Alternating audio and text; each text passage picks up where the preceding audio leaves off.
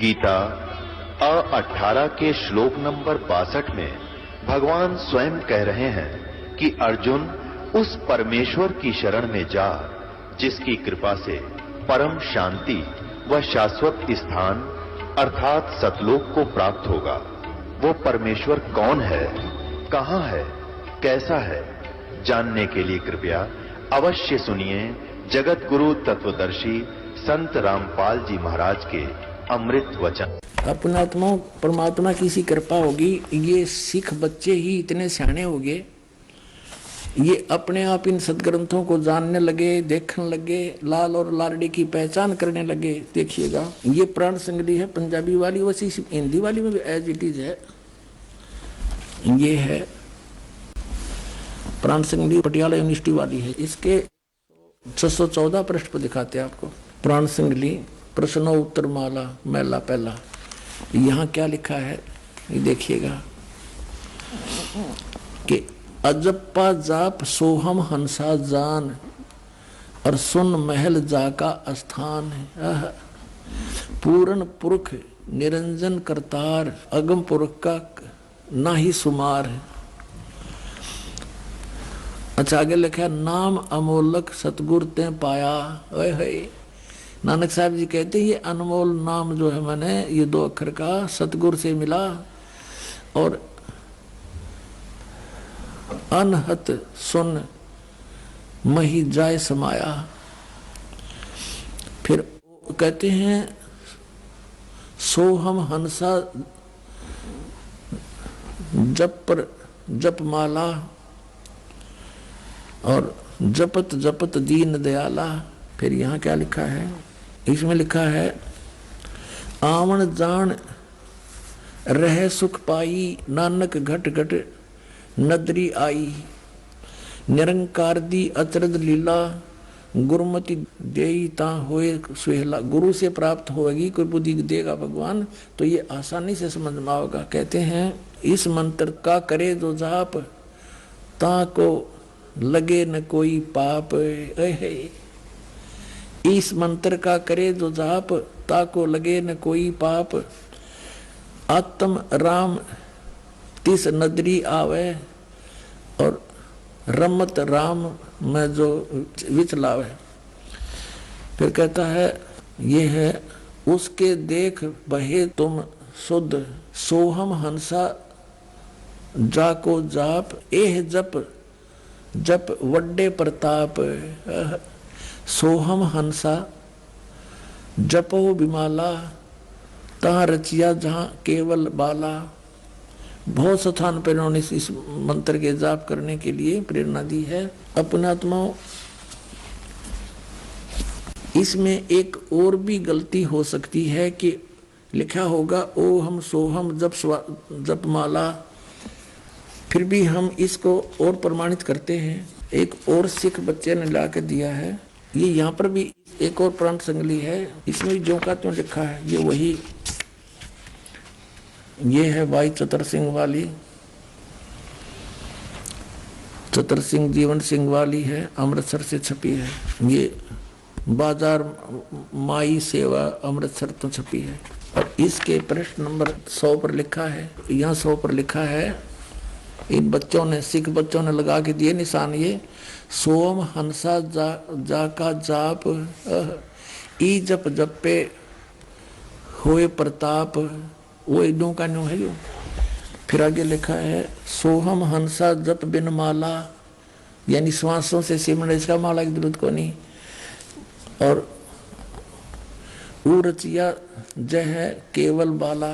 और भी बहुत स्थानों पे इन्होंने बताया है। अब यहाँ लिखा है 125 पे कि नानक सच्चे नाम बिना है सच्चे नाम सतनाम। नानक सच्चे नाम बिना, सच्चे नाम बिन ना उर्वार न पार, यानी सच्चे नाम बिना कुछ भी ना उरली साइड में कोई लाभ ना परली साइड में। सच्चा नाम माने ये सतनाम 2 अक्षर का। अपनात्मा यही मंत्र आदरणीय गरीबदास साहिब जी को दिया था। आदरणीय गरीबदास साहिब जी ने कहा कि ओहम सोहम मंत्र जपिए योग युगतिया धूणी तपिए, राम नाम जप कर थिर होई, ओहम सोहम मंत्र दोई, नथिंग एल्स। तो ये सतनाम है 2 अक्षर का। कहते नामा छिपा ओम तारी, पीछे सोहम भेद बिचारी, सार शब्द पाया जद लोई, आवागमन बौर ना हुई। तो इन महापुरुषों ने स्पष्ट कर दिया है कि ये मंत्र जाप करने से तुम्हें लाभ होगा, अन्यथा इसका कोई यूज नहीं। इसके अतिरिक्त कोई भी नाम आप जाप करते हो वो यूजलेस हैं, उनका कोई फायदा नहीं, जप करो या ना करो। तो सच्चे नाम बिना सतनाम, इसको सतनाम भी कहते हैं। तो पुण्यात्माओं, आपका सौभाग्य है कि आप जी को ये खजाना मिल गया जिसको अभी तक छुपा के रखा था। कबीर परमेश्वर ने अपनी प्यारी आत्मा धर्मदास जी से कहा था, धर्मदास मेरी लाख दुहाई, और ये मूल ज्ञान की तबार न जाई। मूल ज्ञान बाहर जो पढ़ी, बिचली पीढ़ी हंस नितर ही। फिर कहा कि धर्मदास तो मेरी लाख दुहाई, ये सार शब्द की तबार न जाई। सार शब्द बाहर जो पढ़ी, बिचली पीढ़ी हंस नितर ही। और फिर कहा कि मूल ज्ञान को तू तब तक छुपा के रखना, तब तक छुपाई जब लग 12 पंथ ना मिट जाई। अब ये सारे पंथ फेल हो गए, क्योंकि इनके द्वारा दी गई साधना सबको पता है और सभी उससे परिचित हैं कि हम कौन सा नाम जाप कर रहे हैं और जाप करना कौन सा चाहिए। और जिन महापुरुषों की दुहाई दिया करते थे कि नानक साहब जी ने भी ये 5 नाम जाप करे, वो भी इसी से मुक्त हुए, उसने भी ऐसे जाप किए, वो उसी से मुक्त हुए। नानक साहब जी ने कति क्लियर कर रखा कि इन 5 नामों से और इस वाह वाह के शब्द से जन्म मर नहीं मिट सकता। इसके अंदर वाह वाह के शब्द के अंदर लिखा है कि इस वाह वाह करने से कर्म किया ही मिलेगा, आपका जन्म मृत मोक्ष नहीं हो सकता। ये भी इसमें स्पष्ट किया है कि ये मंत्र है जाप करने का, इसके अतिरिक्त कोई मंत्र नहीं। तो अब इन महापुरुषों ने एक तरफ तो कहा कि तू मर्दाना ये नाम जाप मत कर, और फिर कहा कि मेरी आत्मा है, मेरा शरीर है, संसार से पार करने का ये पुल है, इसे न छुपा के रखना। और इसमें स्पष्ट कर रखा कि ये मंत्र जाप करने से मोक्ष होगा और किसी से नहीं। तो पुण्यात्माओं, आप तो बालक हो, आपको तो बनी बनाई खीर मिल गई, आपने जरूरत नहीं इतने सिर में दर्द करने की। इन महापुरुषों की छाती देखो, इन्होंने यहां तक धोखा देकर काल को इस तथ्य को बचा के भी रखा और काल के हाथों भी नहीं पड़ने दिया। अरे ये खुल्लम खुला ढिंडोरा पीटने का दास को परमेश्वर ने आदेश दे दिया। आपका भी कल्याण, पूरे विश्व का कल्याण होगा। बोलो सतगुरुदेव।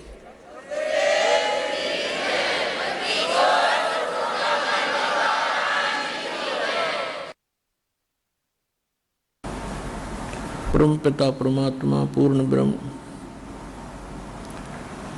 सारी सृष्टि के रचनहार कबीर परमेश्वर जी की असीम रजा से आप सभी पुण्यात्माएं परमेश्वर की महिमा सुनने के लिए उपस्थित हैं।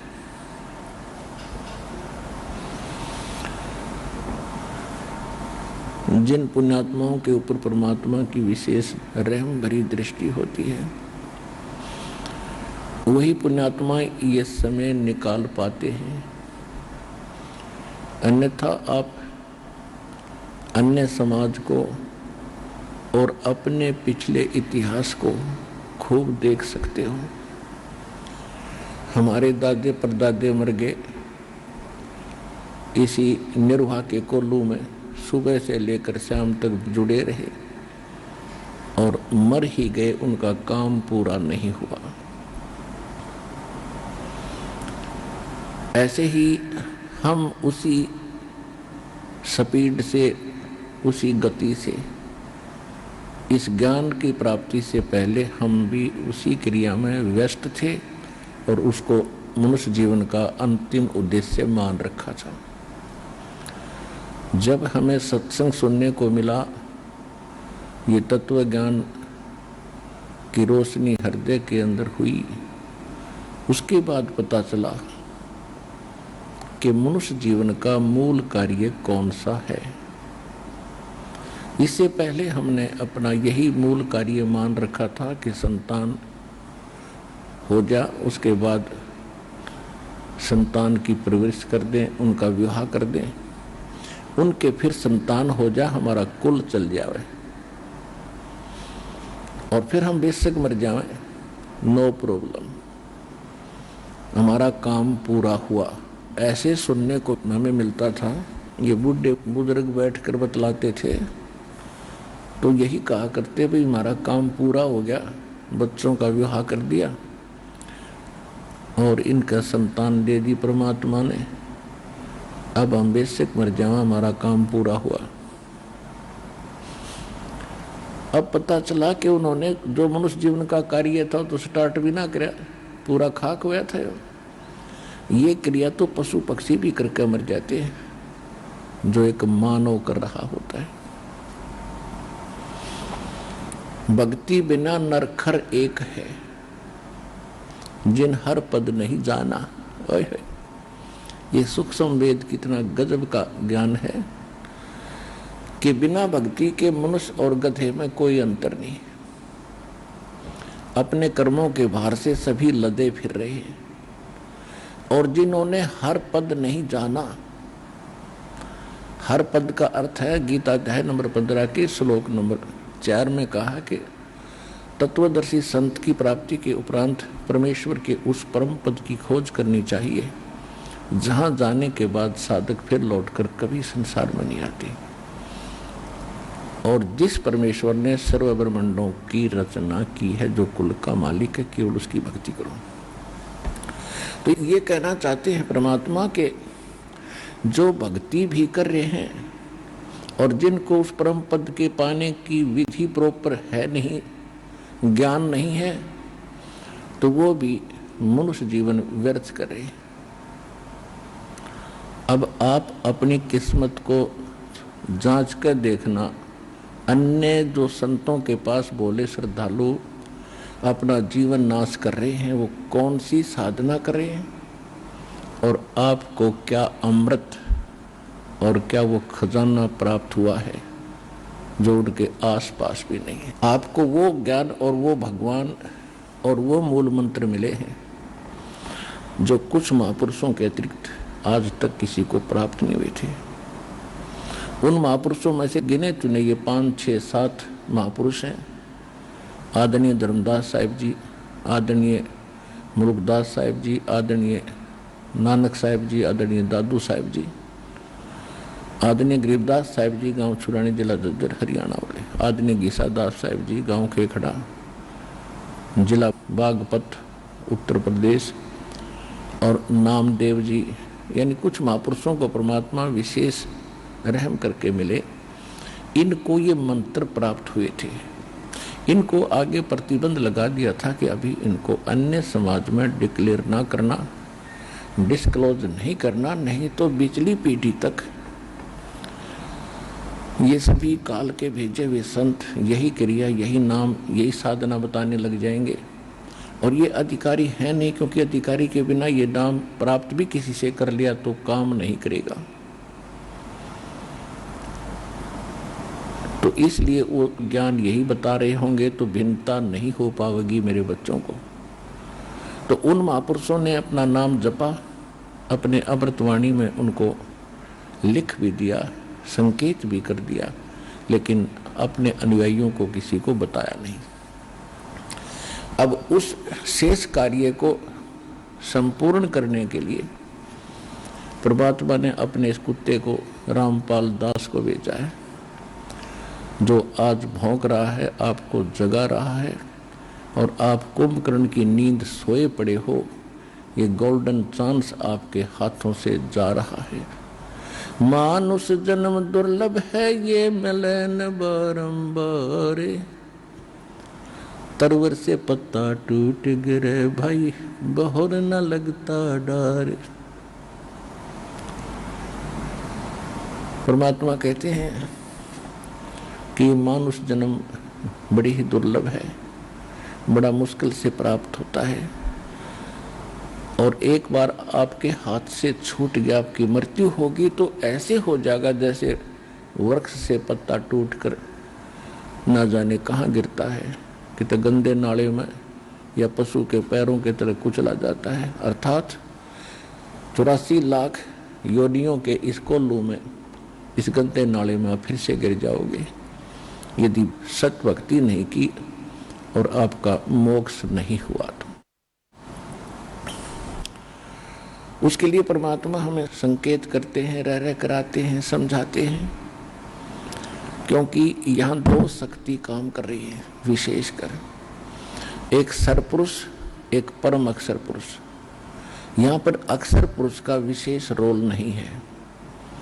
अक्षर पुरुष का रोल वहाँ शुरू होता है जहाँ हमने उसके लोक से गुजरना है, इसलिए उसकी वहाँ से गुजरने की जो कमाई है वो यहीं पूरी करके साथ लेकर हम चलेंगे, तब वो हमें आगे जाने देगा। उसका टोल टैक्स देना पड़ेगा, नहीं तो नहीं जाने देगा। लेकिन यहाँ पर दो पुरुष हैं, दो भगवान हैं, दो प्रभु हैं। एक सरपुरुष जो ज्योत स्वरूपी निरंजन काल कहलाता है, जिसके 21 ब्रह्मांड हैं, जिसमें हम गलती से फंसे हुए हैं। और ये नहीं चाहता कि इन प्राणियों को कोई मूल ज्ञान, सही ज्ञान हो, सही भक्ति ये करें, ये नहीं चाहता। ये नहीं चाहता कि मेरे जाल से कोई जीव यहाँ से निकल जाए, ये सुखी हो जाए। ये चाहता है कि इनको यहीं रखूं, इनकी दुर्गति करूं, क्योंकि हम परम अक्षर ब्रह्म के बच्चे हैं, चींटी से लेकर हाथी तक। और हमने गलती की थी जहाँ वो सुख स्थान है, जहाँ हम पहले रहा करते सतलोक में, अपनी गलती से हम इसके साथ आगे भगवान छोड़ गए।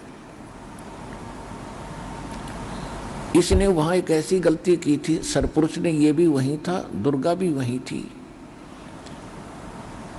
इसने दुर्गा के साथ बद व्यवहार किया था, जिस कारण से परमात्मा ने इसको 21 ब्रह्मांड समेत निष्कासित कर दिया था। और हम अपनी गलती से, अपनी मूर्खता से वह बड़ी थाली का ठोकर मार कर सर्व सुख छोड़ कर इस नकली भगवान ज्योत निरंजन सरपुरुष के साथ आगे इसके विमान में बैठ गए, 21 ब्रह्मांड के विमान में, अपनी स्व इच्छा से परमात्मा के मना करते हुए। अब परमात्मा ने इसको उस सुखमय स्थान से निकाल दिया, क्योंकि वहां गंदे आदमी का ठिकाना नहीं है। अब ये प्रतिशोध ले रहा है हमारे साथ कि ये परमात्मा के बच्चे हैं और इनको ऐसी दुर्गति करूंगा इनकी, वो रोएगा बैठा बैठा। सतपुरुष परम अक्षर ब्रह्म कबीर भगवान, और वही इसने कर भी रखा। यहाँ कोई जीव सुखी है? राष्ट्रपति से लेकर और एक कंगाल तक उसका देख लो इतिहास जाकर। ये तो मनुष्य जीवन की हालत है। फिर अन्य प्राणी, कुत्ता क्या खाता है, सूअर क्या खाता है, गधा क्या कर रहा है, और अन्य पक्षी सारा दिन ओले गिरते हैं, भूख है, प्यास है, हाहाकार मची है, बड़ा छोटे को खा जाता है। जंगल में देख ले, वो उसके पीछे पड़ रहा है। मनुष्यों की यही वृत्ति है। और घर घर में आग लगा देता है ये सास बहू की झगड़ा, आपस में पता नहीं किसके साथ के पंगा पवा दे, सारी उम्र टेंशन में जावे। अपनों का दुख अपनों को ही होता है। और स्वयं परमात्मा आकर कहते हैं, मैं रोवत हूँ सृष्टि को, ये सृष्टि रोए मोहे, गरीबदास इस वियोग को समझ न सकता कोई। अब वो परमात्मा है जो सब दुख दूर करता है, सब संकट का निवारण करता है, और हम उसको छोड़कर इस नकली के पीछे पड़ गए। हम इसको संकट मोचन मान बैठे, इस नकली भगवान को। ये तो संकट देने वाला है, हरण करने वाला नहीं है। संकट मोचन कौन है? वो कबीर परमेश्वर है। जब इस आत्मा को ज्ञान होता है तो उस परमात्मा के लिए तड़प उठती है। अभी तो आप बच्चे हो, आप जिन काल की भांग घनी पी रखी है, और यह उतरती सी उतरेगी इस एंटीबायोटिक औषधि से, तो दास आपको ये तत्व ज्ञान आपके कानों के माध्यम से अंदर आत्मा में भेज रहा है। इससे आपकी अभांग उतरेगी। कबीर साहब कहते हैं, कबीर ये माया अटपटी और सब घट आन अड़ी, और किस किस ने समझाऊं, या तो कुआ भांग पड़ी। हाय हाय। अब जैसे 10 व्यक्ति शराब पीकर किसी ठेके से आ रहे हों, तो 10 की एक जैसी भाषा होगी, एक जैसी चाल होगी और एक जैसी गतिविधि होंगी, ऐसे लटखटाता चलेगा। हाँ, तो जितने भी इस काल के लोक में प्राणी हैं, इन्होंने माया के अतिरिक्त कुछ भी दिखाई नहीं देता। बचपन से इंजेक्शन लगने शुरू हो जाते हैं, बेटा अच्छी कमाई करिए, उस लड़के ने कोठी बना ली, फलाने के लड़के ने 2 प्लाट ले लिए, बड़ी बड़ी कार ले रखी है। हम फिर उसी स्पीड से उस माया की भांग को अधिक पीते रहते हैं। और सतगुरु आए दया करी, ऐसे दीन दयाले, ये बंदी छोड़ वृतास कहा, जठर गनी प्रतिपाल। सतगुरु आए दया करी, ऐसे दीन दयाल, खुद मालिक आए, उसने आकर हमें समझा तुम कर क्या रहे हो भोले भगतों, और करना क्या चाहिए था तुमने। उसके बाद जब ये ज्ञान सुना, दास की सती थी ऐसी होगी थी, है भगवान अब क्या करें, इधर के रहे ना उधर के। फिर हिम्मत दी, ज्ञान बढ़ता चला गया कि भक्ति हम इन्हीं क्रियाओं को करते करते आसानी से कर सकते हैं। लेकिन परमात्मा को अधिक महत्व देंगे तो परमात्मा हमारे अधिक निकट होगा, और फिर हमारे सब काम उस पावर से होंगे, भगवान की शक्ति से होंगे। जैसे पहले हाथ से चक्की पीछा करती माताएं बहनें, ये था मैनुअल, ये तो प्रारब्ध था हमारा, नहीं समझो, प्रारब्ध मिल रहा था जब तक हम कबीर साहब की शरण में नहीं आए थे।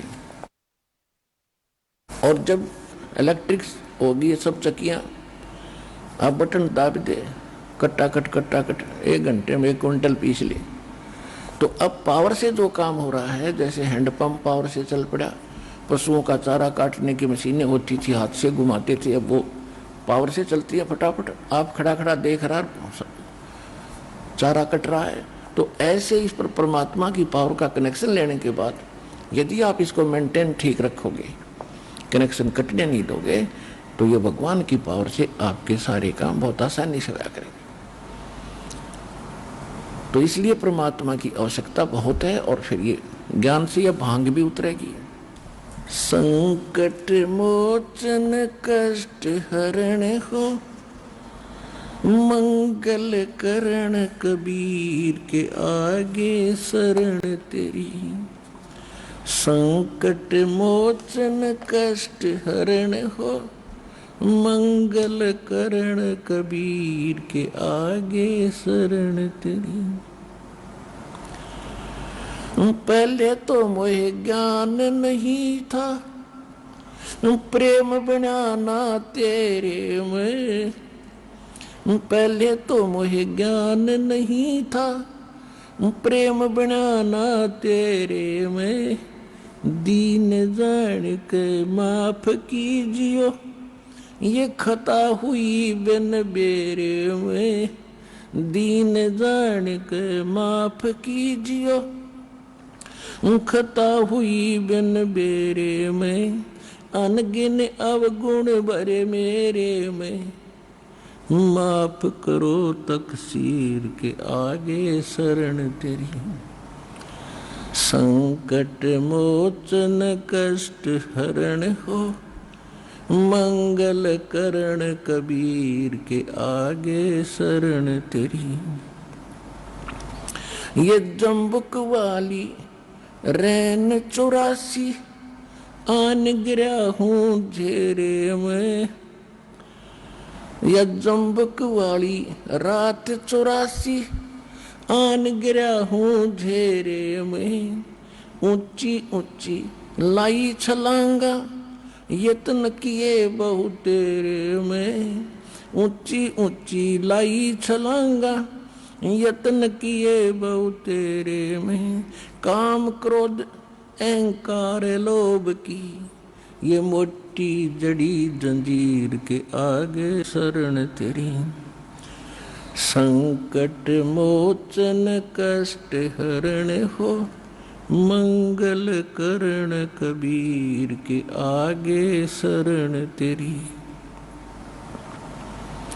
कर्म कुसंगत बहुत किए, वो जाते हैं नहीं कहे, आके आप संभालो दाता, 84 में जाह बहे। आके आप संभालो दाता, 84 में जाह बहे। जन्म मरण के कष्ट सहे, अब मिटो जन की पीर के आगे शरण तेरी। संकट मोचन कष्ट हरण हो, मंगल करण कबीर के आगे शरण तेरी। गुप्त रूप से सब काज सारते, जो भी विपता आने पड़े। गुप्त रूप से सर्व काज सारते, जो भी विपता आने पड़े। एक दिन दर्शन देने होंगे, दीन दयाल न्यो नहीं सरे।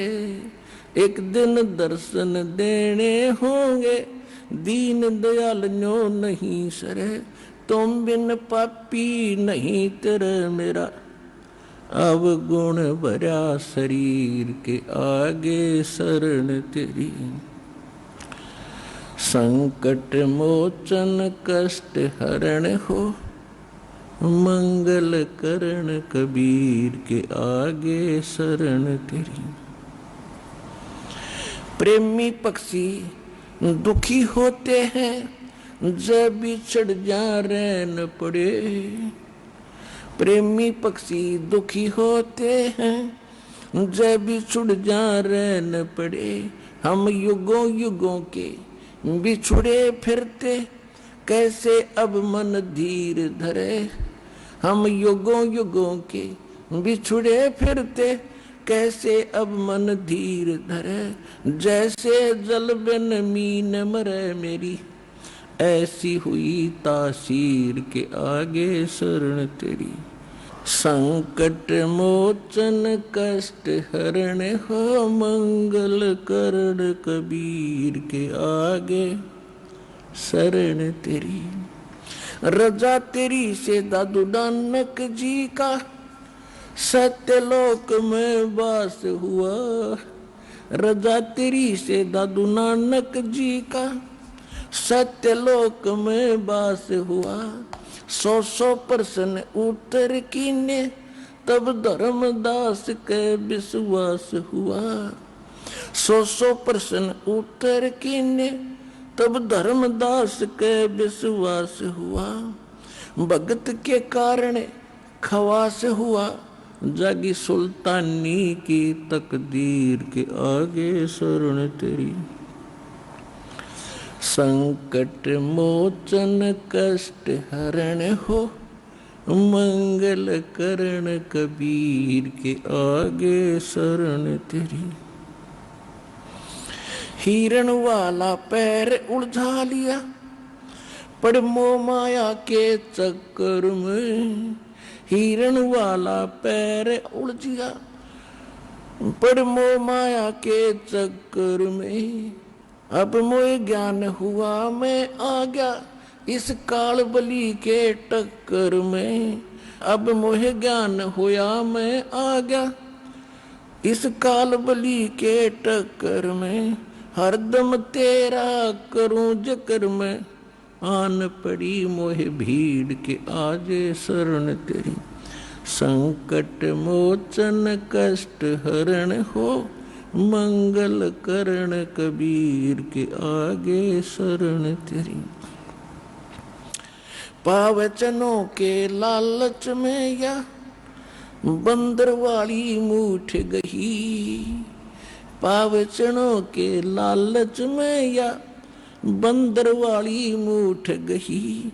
मूठ खुले ना जान बचे ना, हे साहिब या कौन भई।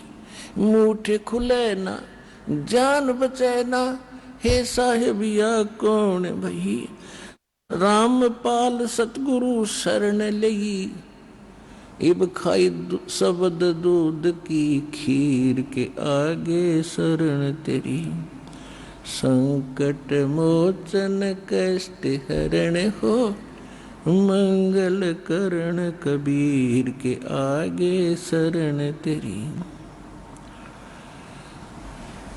परम पिता परमात्मा कबीर परमेश्वर वो सर्वशक्तिमान है, वो हमारे सर्व संकटों का नाश कर सकते हैं, सर्व सुखदाई है ये परमात्मा।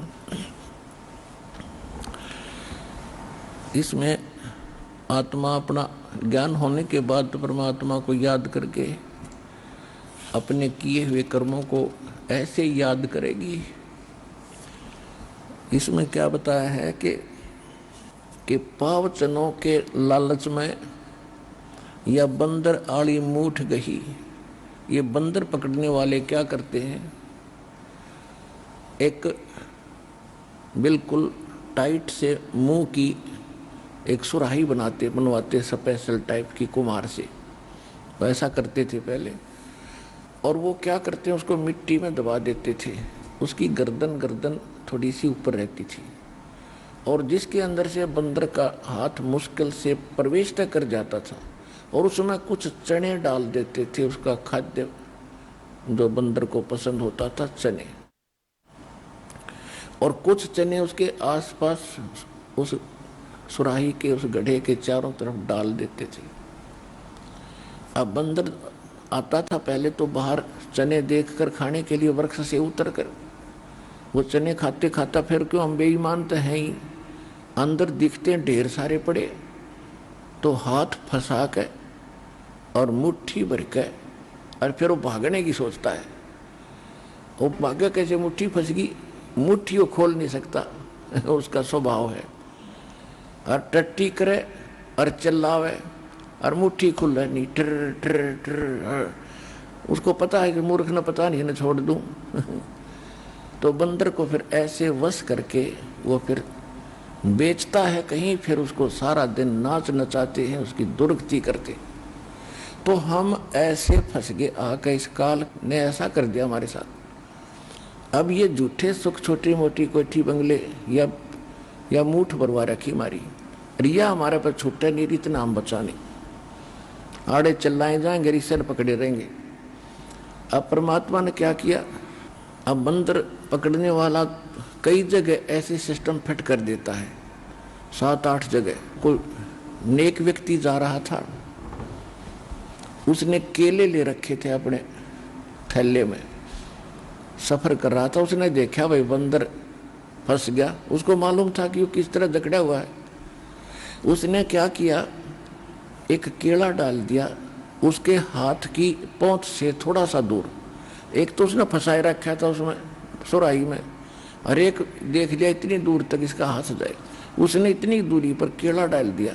अब हम लालची सोचा यू बिठा ले, बंदर ने सोचा यह ठा, उधर ध्यान गया तो वो हाथ थोड़ा सा ढीला हुआ, चने छूट गए, वो हाथ निकल गया, वो केला ठा के भाग लिया।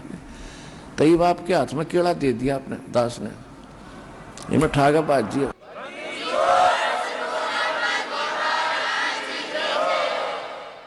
अब ये सतलोक का सच्चा सुख आपको याद दिला दिया, और ये भक्ति रूपी केड़ा आपके हाथ में दे दिया। तो इसको पकड़ने के लिए आपने वह मूठ छोड़ के आनी पड़ी। अब यहाँ आए हो ना, यह मूठ छूटे नहीं थी, हमारे दादे परदादे मर गए उड़े चिल्ला चिल्ला कर। अब परम पिता परमात्मा स्वयं आते हमें सुखी करने के लिए, और हम पहचान नहीं सके अपने भगवान को, इसलिए परमात्मा कहते मैं रोवा तू सृष्टि को, और ये रोवा मुझे। ये कहते हे सर्व संकट मोचनहार, हे समर्थ शक्तिवान, हे सच्चे भगवान। हम राम कृष्ण हनुमान के पुजारी थे, और जब आपत्ति आती थी तो क्या करते, हे सच्चे भगवान। तो इसे सिद्ध है भी याद आवा कि ये सच्चे नहीं थे, क्योंकि इनकी भक्ति करते करते दुख आ गया, तो ये सच्चे की हुए। तो फिर नौकरा करते हे सच्चे मालिक, हे सच्चे भगवान। तो अब हमको पता चला सच्चा भगवान कौन है, तो ये है वो सच्चा भगवान। तो हम रोते हैं, परमात्मा कहते मैं रोता हूं सृष्टि को, तुम्हें रो रहा हूं, तुम्हारे लिए भटक रहा हूं कि तुम जिनकी पूजा कर रहे हो ये सुख नहीं दे सकते, तुमने दुख तो दे सकते। कौन दे सकता है दुख? ये काल भगवान। और ब्रह्मा विष्णु महेश सब दुर्गा ये तो अपने ना सुख दे सकते ना दुख दे सकते, आपका किया कर्म ही दे सकते। और परमात्मा कहते मेरी शरण में आने के बाद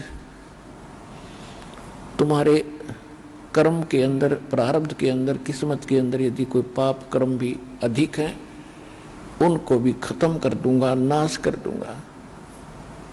मासा घटे न तिल बधे, विद ना लिखे जो लेख, ये सच्चा सतगुरु मेट कर भाई ऊपर मार मेख।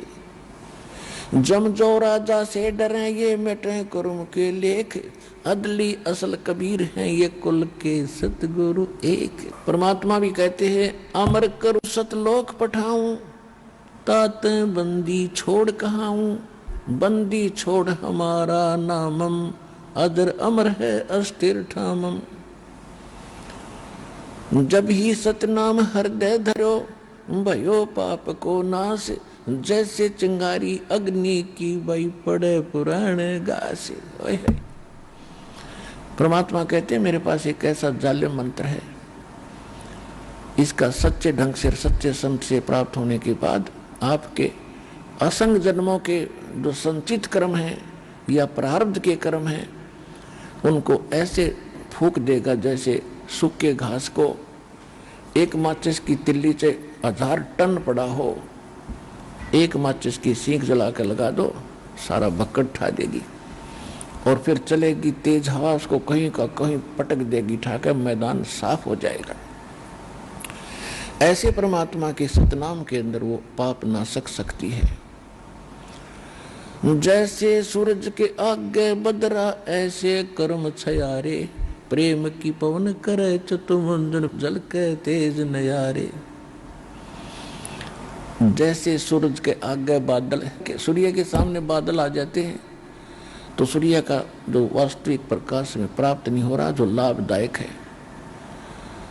और फिर तेज हवा चलती है तो बादल इधर उधर बिखेर देती है, तो सूर्य का वो स्पष्ट प्रकाश हमारे तक पहुंच रहा होता है। ऐसे आत्मा और परमात्मा के बीच में हमारे पाप कर्मों की ये बादल छा गए। उसके लिए परमात्मा ने कहा कि जैसे सूरज के आगे बादल बदरा ऐसे कर्म छयारे, और प्रेम की पवन करे चितमंजन, फिर जल के तेज नयारे। परमात्मा में प्रेम जागेगा। प्रेम जब जागेगा हम परमात्मा के गुणों से परिचित होंगे, हम फिर इसके ऊपर आसक्त होंगे, आशिक होंगे, कभी रोएंगे कभी गाएंगे, और सतलोक के उस सुख को हम रहकर याद करेंगे। तो फिर इस मंत्र के जाप से आपकी आत्मा साफ होगी। आत्मा साफ होगी तो आपका प्रेम बढ़ेगा भगवान में, परमात्मा की चर्चा चलेगी, आंखों से आंसू आने शुरू हो जाएंगे। तो वो प्रेम की पवन चलने से फिर वो प्यार के जो आंसू उमड़ने लगे, फिर वो पापों का नाश होने लगेगा। ये पहचान होगी आपकी। अब परमात्मा, जैसे दास आपको बहुत बार सुनाया है, सुनाते रहा हूं कि एक समय रामानंद जी को परमात्मा मिले थे 5 वर्ष की आयु में, फिर उनको सचखंड लेकर गए थे, वापस छोड़ा था। उसके बाद रामानंद जी परमात्मा से परिचित हुए थे कि सचमुच एक स्थान है जहाँ हम सुखी हो सकते हैं, हमारी जन्म मृत्यु सदा के लिए समाप्त हो सकती है। और उनको ये भी विश्वास हो गया था कि कबीर परमात्मा है। परमात्मा ने फिर उनको एक आदेश दे दिया था, ये समझ लो कि इस गुरु शिष्य की मर्यादा बनाए रखने के लिए आप जी ने ये भूमिका मेरी आज्ञा से करनी पड़ेगी। आप मेरे गुरु रूप में रहोगे और क्रिया वो करोगे जो दास बता रहा है, आपको दिखा भी लाया है। और क्योंकि मेरे से ये कोई भी उपदेश नहीं ले रहा, विशेषकर ब्राह्मण वर्ग, और आप भी भक्ति जारी रखो और इस प्रथम 5 नाम को ही देना और मंत्र नहीं देना, जो दास आपको साथ देता है। लेकिन रामानंद जी सारा कुछ देख भी लिया था और स्वामी रामानंद जी वेदों के बहुत बड़े ज्ञाता माने जाते थे, क्योंकि ये नकली ऋषि जितने हुए सारे ही हमें बहका रहे थे। हम इनको विद्वान मानते थे, वेदों को इन्होंने कंठस्थ याद कर रखा था। कोई ब्राह्मण चतुर्वेदी कहलाता था, जिसने 4 वेद घोट रखे थे, कंठस्थ याद थे, वो चतुर्वेदी कहलाता था। जिसने 3 वेद याद करा करते उनकी परंपरा में, तो उनको त्रिवेदी कहने लगे। जिसने 2 वेदों को कंठस्थ याद कर रखा था उसको द्विवेदी कहते थे। और इनको वेदों के बारे में कै ख का पता नहीं था, कै ख भी नहीं जानते थे। ऐसे स्वामी रामानंद जी विद्वान पाक रहे थे, बड़े विद्वान हैं, वेदों का बड़े गूढ़ रहस्यों को जानने वाले। और रामानंद जी परमात्मा से वो ज्ञान रह रहकर सुना करते थे। उधर से केवल ब्राह्मण वर्ग ही रामानंद जी के पास दीक्षा लेने आ रहा था। कबीर परमेश्वर से ब्राह्मण वर्ग दीक्षा नहीं ले रहा था, तो परमात्मा ने वो भी चाबी लानी थी, क्योंकि बच्चे तो ब्राह्मण भी भगवान के ही हैं। एक दिन परमात्मा बैठे थे स्वामी रामानंद जी के पास, एक शेष रूप में रामानंद जी बैठे थे अपने गुरु रूप में गद्दी पर। एक ब्राह्मण आया, महादुखी, सब जगह भटक करके अंत में वो स्वामी रामानंद जी के पास आया था। अब स्वामी रामानंद जी से उसने दीक्षा भी ले रखी थी और स्वामी रामानंद जी के बताए अनुसार उसने साधनाएं अनुष्ठान भी किए, लेकिन उसका कोई संकट निवारण नहीं हुआ। उसके 2 पुत्र 2 पुत्री थी, पत्नी थी, सभी मानसिक रोग से पीड़ित थे, कोई अपाहज स्थिति में पड़े थे, बड़ा कहर टूट रहा था। जब स्वामी रामानंद जी को वो अपनी व्यथा बता रहा था कि महाराज मैंने आपके बताए अनुसार सब साधनाएं कर चुका हूँ और मुझसे कोई लाभ नहीं हो पा रहा, क्या करूँ? तो स्वामी रामानंद जी ने कहा कि देखो भक्त, मैंने जो क्रियाएं बताई इनसे राहत मिलनी चाहिए थी। यदि राहत नहीं मिली है तो ये तेरी किस्मत में लिखा हुआ प्रारब्ध का कर्म है और ये तो ब्राह्मण भोगना पड़ेगा। उदाहरण दिया कि जैसे श्री रामचंद्र जी ने बाली को मारा था, सुग्रीव के भाई को, एक वृक्ष की ओट लेकर धोखा देकर, तो उसका बदला भी श्री कृष्ण रूप में उन्होंने उसी को से देना पड़ा। एक शिकारी बनकर वो बाली वाली आत्मा त्रेता युग में जन्मी, श्री कृष्ण राम यानी विष्णु वाली आत्मा राम वाली आत्मा थी, और अंत में उस शिकारी ने श्री कृष्ण जी के पैर में तीर मारा, विषाक्त जहर से बुझा हुआ, जिससे श्री कृष्ण की मृत्यु हुई। तो बदला तो भाई ये कर्म तो भोगना ही पड़ेगा, ये तो प्रारब्ध में लिखा है। अब परमात्मा यही चाहते थे कि किसी तरह मेरी भी जो है सुरंग लग गई इस ब्राह्मण जाति में। तब परमात्मा ने कहा स्वामी जी,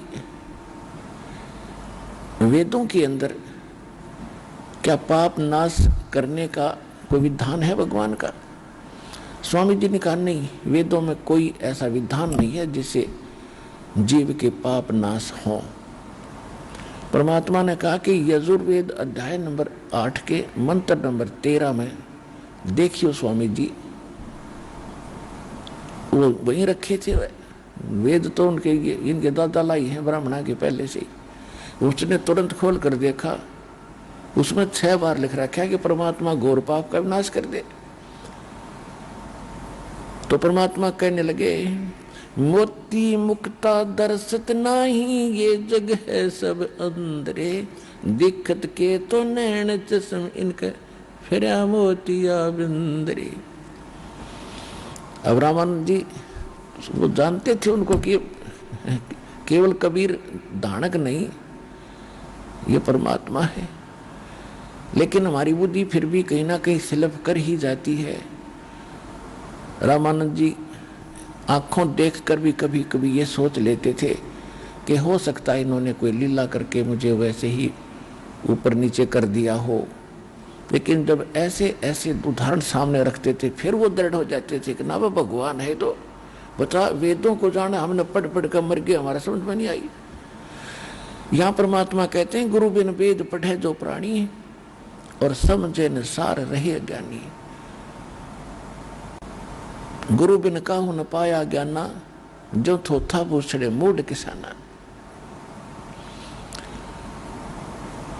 तो परमात्मा ने कहा कि स्वामी रामानंद जी वेद क्या कह रहे हैं, ये पूर्ण परमात्मा परम अक्षर ब्रह्म सर्वगतम ब्रह्म सभी पापों का नाश कर देता है। उसकी साधना वेदों में नहीं है। यजुर्वेद अध्याय नंबर 40 के मंत्र 10 में यह स्पष्ट कर देता है गीत वेद ज्ञानदाता कि परमात्मा को कोई तो साकार कहते हैं, कोई निराकार कहते हैं। निराकार तो उसको कहते हो दिखता को नहीं, साकार मानते हैं जैसे रामकृष्ण रूप में आगे नहीं। वेद कहते हैं परमात्मा उत्पन्न होता है या नहीं होता है, इसकी जानकारी तत्वदर्शी संत जानते हैं, उनसे मिलो। यही गीता अध्याय नंबर 4 के श्लोक 32 और 34 का आशय है। 32 में कहा कि सच्चिदानंद घन ब्रह्म यानी पूर्ण परमात्मा स्वयं अपने सतधाम से आकर सतलोक से यहाँ आकर के अपने मुख कमल से जो ज्ञान बताता है वो तत्व ज्ञान है। उसमें सभी धार्मिक अनुष्ठानों की यथार्थ जानकारी विस्तार से कही गई है। चौथे अध्याय के 34वें श्लोक में कहा कि उस तत्व ज्ञान को तू तत्वदर्शी संतों के पास जाकर समझ। उनको दंडोत प्रणाम करने से और कपट छोड़कर उनसे प्रसन्न करने से वो तत्वदर्शी संत तुझे उस परमात्म तत्व का वो तत्व ज्ञान बताएंगे। तो वो ज्ञान वो तत्वदर्शी संत तुम्हें नहीं मिला, जिस कारण से यह बात बिगड़ गई। और वो मंत्र स्वामी जी मेरे पास है जो ये सारे पाप नाश कर सकता है। अब दुखी आत्मा तो खोजती है कि तब भनक पड़ जाए। तो पंडित जी जो था दुखी, उसने पूछा जी आप कौन हो, कहां से हो? परमात्मा ने बताया मैं धाणक हूं भाई जुलाहा, और कबीर मेरा नाम है, और वहां मेरी झोपड़ी है, और मैं स्वामी जी का शेष ताजा ताजा बना हूं। अब वो जान गया कि शेष कौन है। ऐसी गजब की बात। स्वामी जी ने वेदों का कख भी ज्ञान निर्यो वेद मंत्र बताए। आइए अब हम उन श्रद्धालुओं के अनुभव जानते हैं जो जगत गुरु तत्वदर्शी संत रामपाल जी महाराज जी से दीक्षा प्राप्त कर चुके हैं तथा उनके द्वारा बताए गए भक्ति मार्ग पर चल रहे हैं। सर नमस्कार। नमस्कार जी। क्या नाम है जी आपका? मेरा नाम कमल किशोर है सर। कमल जी कहाँ से आए आप? मैं नरेला दिल्ली का रहने वाला हूँ। सर आपसे जानना चाहेंगे संत रामपाल जी महाराज जी की शरण में आने से पहले आप क्या भक्ति साधना करते थे?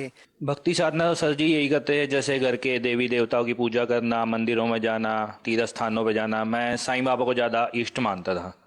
मैं साईं बाबा की भक्ति ज़्यादा करता था। हर डेली मतलब साईं बाबा के मंदिर में जाना, मत्था टेकना, माला पहनाना और अपना प्रसाद बांटना, साईं बाबा को इष्ट मान के मैं इनकी भक्ति ज़्यादा करता था।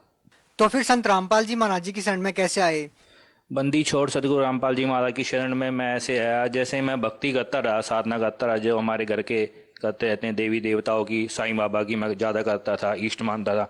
तो मैं उनकी भक्ति करते करते हुए भी करता रहा। फिर अचानक शारीरिक प्रॉब्लम हो गई, शरीर में कुछ परेशानी होगी, फिर भी मैं साईं बाबा के मंदिरों में जाना नहीं छोड़ा। मैंने साईं बाबा की खूब भक्ति करी, लेकिन वो भक्ति करते करते मेरे शारीरिक में इतनी दिक्कत आने लगी कि मैं और कोई रास्ता नहीं मिल रहा था। मैं डॉक्टर के पास भी गया, वहाँ भी दिखाया, वहाँ भी कोई इलाज नहीं हुआ। डॉक्टर ने दवाई देते रहे तो ठीक रहा, दवाई छोड़ते ही मेरे वो दिक्कत फिर शुरू हो गई। तो मैं ढूंढता रहा, रास्ता ढूंढता रहा, कोई ऐसा परमात्मा में कोई ऐसी शक्ति है जो मुझे ठीक कर सके। तो मैं ठीक कहीं भी नहीं हुआ, दवाइयाँ छोड़ी, फिर दिक्कत शुरू हो गई। फिर मैं जैसे ही अपना हमारे पड़ोस में संत रामपाल जी महाराज के पुराने भगत रहते हैं जो 10-15 साल से संत रामपाल जी महाराज की शरण में जुड़े हुए हैं। तो उन्होंने कहा जी आप सारी जगह घूम लिए, हमारी कहने से एक बार संत रामपाल जी महाराज जी से नाम दीक्षा लेके देखो, अगर आप ठीक हो जाओ तो नाम रखना, अगर आप नहीं ठीक हो तो नाम मत रखना। मैं जी ऐसे कौन से संत है, बहुत गुरुओं के मैंने ज्ञान सुना था टीवी पे, भाई कोई कृष्ण जी के बारे में बता रहा है, कोई राम कथा सुना रहा है, कोई हनुमान जी की कथा सुना रहा है। भाई ये कौन से संत है जो भगवानों से हटकर कबीर साहब को भगवान मानते हैं। हम तो छठी सातवीं में पढ़ते जब सोचे थे भाई कबीर साहब के दोहे सौ सुने थे हमने, भाई कबीर जी एक कवि थे। लेकिन हमारे को संत रामपाल जी महाराज की शरण में आने के बाद लगा कबीर साहब ही पूर्ण परमात्मा है, सबके मालिक जो एक हैं वो ही कबीर साहब ही है। सर, आपको जो बीमारियां थी, जिस बीमारियों को ठीक करने के लिए आप कभी साईं बाबा के मंदिर जाते थे, कभी वैष्णो देवी आप जाते थे, आपने ऐसा क्यों नहीं किया कि किसी डॉक्टर को अपनी बीमारी को दिखाया? क्योंकि संतों से नाम लेने से या मंदिरों में जाने से कैसी बीमारियां ठीक हो सकती है? सर डॉक्टरों को तो बहुत दिखाया, हमारे वहाँ फेमस डॉक्टर है, डॉक्टर टुटेजा डॉक्टर है, बहुत बड़े डॉक्टर है, मैंने उनको भी दिखाया। बट दवाई लेता रहा, जैसे मैंने आपको कहा पहले भी कि मैं मेडिसिन लेता रहा तो मैं ठीक रहा। जैसे ही मेरी मेडिसिन एक दिन भी छोड़ दी तो मुझे वो प्रॉब्लम फिर शुरू हो जाती। प्रॉब्लम क्या थी आपको? मुझे शारीरिक प्रॉब्लम थी, मुझे पाइल्स थी जी, बवासीर जिसको बोलते हैं, मुझे बहुत ज़्यादा थी, बहुत ज़्यादा। तो मैं डॉक्टरों के पास गया, डॉक्टरों ने कहा भाई दवाई लेते रहो ठीक हो जाओगे। खूब पैसा लगाया, दवाई ली, लेकिन मैं ठीक नहीं हुआ। सर, आप पढ़े लिखे हैं, क्या आप इस बात पे विश्वास करते हैं कि किसी संत से नाम दीक्षा लेने से कोई बीमारी ठीक हो सकती है? क्योंकि डॉक्टर के पास ही जाना जरूरी होता है ना, कोई बीमारी ठीक करनी है तो। डॉक्टर भी देखो जी भगवान के ही भेजे हुए हैं, भाई दवाइयाँ वो देते हैं तो उससे ठीक हो जाते हैं। लेकिन जब डॉक्टर हार मान लेते हैं, वो भी जब ही कहते हैं जी भगवान आपकी वो देखेगा, अब तो हमने जो इलाज था हमने कर दिया। एक रिलेटिव थे, खास फ्रेंड थे मेरे, लेकिन उन्होंने भी काफ़ी अच्छे बहुत बड़े डॉक्टर थे वो दिल्ली में, तो उनसे मैंने पूछा तो उन्होंने कहा भाई बहुत कमज़ोर है, तो क्या हुआ तेरे को? मैं जी ऐसे भाई ऐसे ऐसे दिक्कत हो रही है डॉक्टर साहब मुझे। तो बोले भाई इसका एक ही ऑपरेशन है इलाज, और कोई इलाज नहीं है। आप ऑपरेशन करवाओगे ठीक हो जाओगे, ऑपरेशन नहीं करवाओगे तो आप दवाई लेते रहोगे ठीक रहोगे, दवाई छोड़ दोगे आपकी ये प्रॉब्लम फिर शुरू हो जाएगी। लेकिन मैंने कहा भाई मैं ऑपरेशन तो नहीं करवाऊँ, कहते इसके बाद कोई इलाज नहीं है, ऑपरेशन ही करवाना पड़ेगा आपको। मैं ठीक है चलो मैं ऑपरेशन के लिए देखता हूँ। फिर जैसे ही मैं भगत जी के जो पुराने भगत थे संत रामपाल जी महाराज के चरणों में जुड़े हुए थे 15-20 साल से, तो मैं उनके घर प्रसाद देने गया तो उन्होंने कहा आप हमारे गुरुजी से नाम लेके देखो आप, फिर आप बताना भाई क्या लाभ हुआ है, क्या आपको हानि हुई है। हानि कुछ भी नहीं होगी, लाभ ही लाभ होगा। तो फिर क्या रहा सर? जैसे ही मैं संत रामपाल जी महाराज से नाम दीक्षा लेने गया तो मैं नाम दीक्षा ली। नाम दीक्षा लेते ही मैंने दंडवत गुरु जी के आके जैसे उन्होंने करा तो मैंने भी वैसे ही करा, मैंने नाम दीक्षा ली। तो बोले नियम समझाए, देव देवताओं की भक्ति नहीं करनी और ये श्राद्ध वगैरह नहीं करना। मैं चलो जी नियम सारे पुगा लूंगा, जो मैं पहले नियम करता था उनमें कौन सा मैं सुख पा गया। मेरे शरीर में जो दिक्कत हुई किसी ने नहीं सुना। मैंने खूब मंदिरों मस्जिदों में गया, हर जगह गया, साईं बाबा के मंदिर भी गया, तीर्थ बत्तों स्थानों पर भी गया मैं, लेकिन कुछ नहीं हुआ। लेकिन जब संत रामपाल जी महाराज से नाम दीक्षा ली मैंने 2 दिन के अंदर मात्र मैं बिल्कुल ओके हो गया जी, मुझे कोई दिक्कत नहीं हुई, कोई परेशानी नहीं। कितना टाइम हो गया आपको जो अपनी बीमारी थी उसकी दवाई नहीं ली आपने? मेरे को सर कम से कम 2.5 साल हो गए। मैं 3 साल से संत रामपाल जी महाराज की शरण में आया हूँ। अप्रैल 2017 में मैंने नाम दीक्षा ली, उसके 3 दिन बाद ही मैं बिल्कुल ओके होने लगा हूँ जी। आज बिल्कुल मैं ठीक हूँ, मुझे 2.5-3 साल हो गए। मैं बिल्कुल बंदी छोड़ सतगुरु रामपाल जी महाराज की शरण में लगा हुआ हूँ और मैं बिल्कुल ठीक हूँ। और क्या लाभ मिले सर? सर लाभ तो बहुत मिले हैं, जैसे आध्यात्मिक लाभ मिला है, मुझे पता लगा भाई भगवान है कौन। अब मैं साईं बाबा को जैसे मानता था तो मैं मानता था भाई साईं बाबा सबके मालिक एक साईं बाबा ही हैं। लेकिन जब हम संत रामपाल जी महाराज की शरण में हमने उन गुरु जी ने हमारे को वेदों को पुराणों को खोल के दिखाया, गुरु ग्रंथ साहिब को, कुरान शरीफ को, बाइबल को, गीता खोल के दिखा भाई सबका मालिक एक कबीर परमात्मा है, पूर्ण ब्रह्म यही है सारी सृष्टि की रचना। उनका प्रमाण सारे सदग्रंथों में, सभी धर्मों के सदग्रंथों में खोल के दिखाया भाई ये परमात्मा है। जब ही मैंने माना हाँ संत रामपाल जी महाराज बिल्कुल ठीक कर रहे हैं। संत रामपाल जी महाराज ने सारे वेदों खोल के उंगली रख रख के पृष्ठ दिखाए, अध्याय दिखाए, देखो ये लिखा हुआ है, ये कबीर भगवान है, ये कबीर अल्लाह है, कबीर खुदा है, कबीर गॉड है। तो जब भी मैंने माना संत रामपाल जी महाराज ने सत्य साबित कर दिया भाई सबका मालिक जो एक है वो कबीर साहेब ही है। और लाभ बहुत मिले जी, जैसे मैंने अपना 2 व्हीकल ले रखा था तो मैंने किस्त मेरी आनी थी 2 तारीख को, तो मैंने 28 तारीख को बैंक में बैलेंस चेक करा 4,500 रुपये थे, किस्त मेरी आनी थी 2800 रुपये, तो मैंने उसमें से 3,000 रुपये निकाल लिए सर। तो कुछ बैलेंस कम हो गया, मैं चलो कोई बात नहीं अभी 3-4 दिन है मैं बैलेंस और डलवा दूंगा, अभी जो काम मेरे के लिए मैंने बैलेंस निकाला है तो मैं उसको पहले एक काम कर लेता हूँ फिर किस्त दिलवाऊंगा बाकी। फिर मैंने एक दिन बीत गया, दूसरे दिन मुझे याद आई वो 2 तारीख आने वाली है, मेरी किस्त आने वाली है, मैं अपने बैंक में बैलेंस जमा करवाऊँ। तो मैं जैसे ही कैश जमा करवाने गया बैंक में तो बैंक बंद था, इसी वजह से 3-4 दिन की छुट्टी थी, बैंक बंद था। तो मुझे टेंशन हो गई, परमात्मा बंदी छोड़, मैंने आपके चरणों में दंडवत प्रणाम किया, हाथ जोड़ा, गुरुजी महाराज आप ही देखोगे किस्त बाउंस हो गया, किस्त बाउंस होगी, चेक बाउंस हो गया तो सारा ट्रैक मेरा खराब हो जाएगा। लाभ मुझे ये मिला जैसे मेरा बैंक बैलेंस बढ़ा हुआ मिला, जैसे ही मेरा बैलेंस लो था, फिर मैं जैसे गुरुजी के आगे हाथ जोड़े, गुरुजी परमात्मा ने एकदम मन के अंदर प्रेरणा करी, बेटा अपना बैंक बैलेंस चेक करो एक बार एटीएम से। मैंने जैसे एटीएम से अपना बैलेंस चेक करा तो मेरा बैलेंस बढ़ा हुआ मिला। जहाँ मेरा बैलेंस 1000 रुपये होना चाहिए था, जो मैंने पहले देखा था 1000 रुपये करीब था, लेकिन जहाँ मैंने दोबारा चेक करा तो मेरा बैंक बैलेंस 4000 रुपये हो गया। बंदी छोड़ सतगुरु रामपाल जी महाराज की इतनी दया हुई। और दूसरा लाभ मेरे ये हुआ, जैसे ही मैं रोड क्रॉस कर रहा था, मैं रॉन्ग साइड में था, इधर से ट्रैफिक आ रहा था और इधर से मैं जा रहा था, तो मैं रॉन्ग साइड में, जैसे ही मैं रोड क्रॉस करने लगा अपने व्हीकल से, तो सामने देखा मैंने कोई नहीं आ रहा, तो मैंने रोड क्रॉस करा, पीछे से गाड़ी वाले ने आके मुझे जोर से ठोका। बड़ी स्कॉर्पियो गाड़ी थी, उसने मुझे साइड मारी। मैं बंदी छोड़ सतगुरु रामपाल जी महाराज जो हमने हमारे को नाम दीक्षा जो मंत्र दे रखा है, सतनाम का सुमरण करता हुआ जा रहा था, तो संत रामपाल जी महाराज ने उसी टाइम मेरे स्कूटी को एकदम बिल्कुल रोक दिया। ना मैं इधर गिरा, ना मैं उधर गिरा, ना मैं कहीं जाकर मुझे कुछ चोट लगी। टक्कर इतनी जबरदस्ती, भगत जी आसपास वाले देखने वाले डर गए, भाई भगत जी को, इसको लड़के को कुछ हो गया, अब ये नहीं बचेगा। लेकिन मैं स्कूटी पे ही बैठा रहा और मेरी स्कूटी ना इधर हुई, ना उधर, ना आगे ना पीछे हुई, मैं बिल्कुल सेफ रहा। लेकिन घर जाके मैंने गुरु जी के दंडवत प्रणाम करी है, परमात्मा आपने रक्षा करी है, आप ही रक्षा करोगे। तो मैंने घर जाके देखा तो मुझे यहाँ पे हल्की सी खरोच आई थी, इसके अलावा मुझे कुछ भी नुकसान नहीं हुआ। संत रामपाल जी महाराज की ये बहुत बड़ी दया हुई मेरे ऊपर। सर, आप भगत समाज को क्या संदेश देना चाहते हैं? भगत समाज को मैं संदेश नहीं, बस हाथ जोड़ के प्रार्थना कर सकता हूँ, सिर्फ संत रामपाल जी महाराज ही पूर्ण संत इस धरती पर आ रहे हुए हैं, कबीर साहिब के अवतार।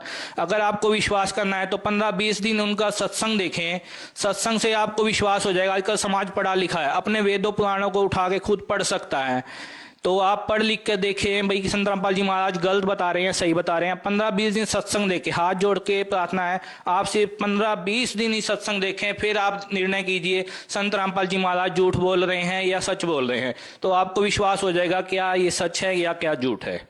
धन्यवाद सर। सच साहिब।